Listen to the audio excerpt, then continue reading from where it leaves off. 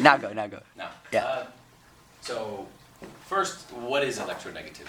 You know a value for fluorine, maybe? You've heard of like 4 for fluorine, maybe 3.5 for oxygen. Ever sound familiar at all? No. So you have a value, there's these numbers, they're relative to each other. Fluorine is set to 4 because fluorine is the most electronegative. So, well, what does that mean? Electronegativity is talking about, is giving you a relative value to compare how much the atoms are pulling on those electrons in the bond. So you've got these, well, if we're looking at fluorine and fluorine, they obviously pull on it the same, right? This fluorine atom and this fluorine atom, the electrons in the bond, so this line represents 2 electrons. Those electrons aren't drawn to one fluorine or the other fluorine any more or less. Then that's a nonpolar covalent bond. Then you have polar covalent bonds. So you have bromine and you have fluorine, and we've got these 2 electrons here, and electronegativity values and comparisons allow you to say, hey, those 2 electrons are going to be more attracted to that nucleus than that nucleus, right? And then you need to be able to say why. Then we go ionic, right?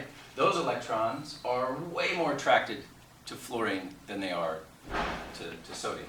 And so if you're going to explain any trends, you have to talk about the particles that make up the atoms.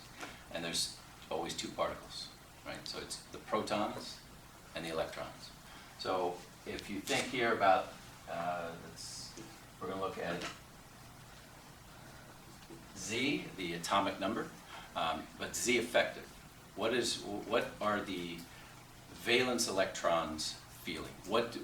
How much of the nucleus do they sense? So if you're not sure what Z effective is, you need to look that up, right? So if we look at Z effective, obviously these are the same.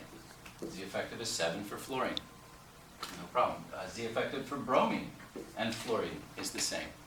So Z effective, or the amount of proton charge that the electrons feel, can't answer the question of why fluorine is more electronegative than bromine, because they're equal.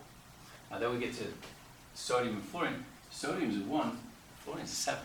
So valence electrons, or if we were to try to make a covalent bond here, those electrons would only feel one of sodium's protons. That's very, compared to 7, so those electrons are going to be over here, right? There's a lot more attraction to the fluorine. And so you get sodium fluoride, sometimes in toothpaste, although they're making some different stuff now. So the other thing is,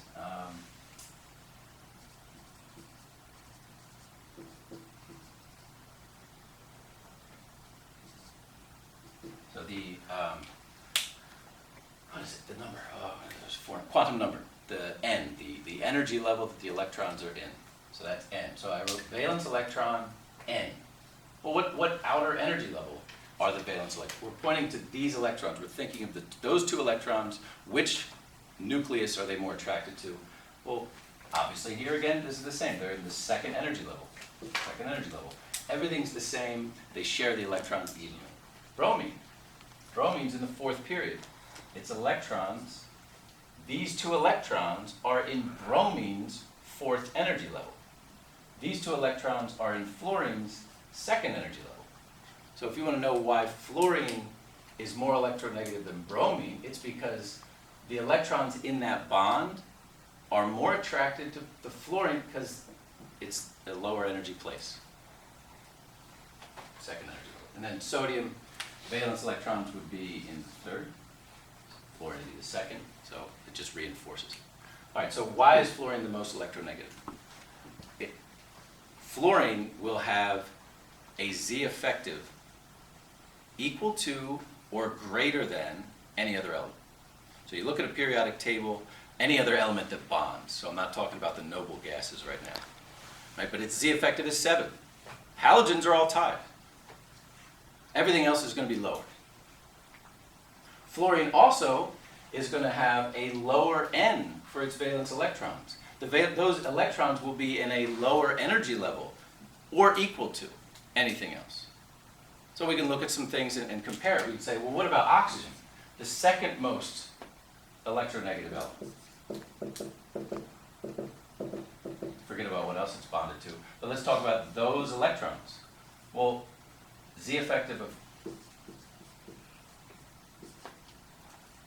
is 6 compared to 7. So the electrons here in this bond, they do feel a lot of that nuclear charge, but they feel more from the fluorine, so they'd be more attracted to the fluorine. And then you might look at H and F. How about that? We've got Z effective, 1 compared to 7, but N, the valence energy level, this one's 1 and this one's 2. So this is the only element that would be lower, but its Z effective is only 1.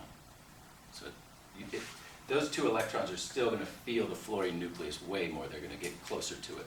So that's a little bit about electronegativity. Make sure you mention protons and electrons.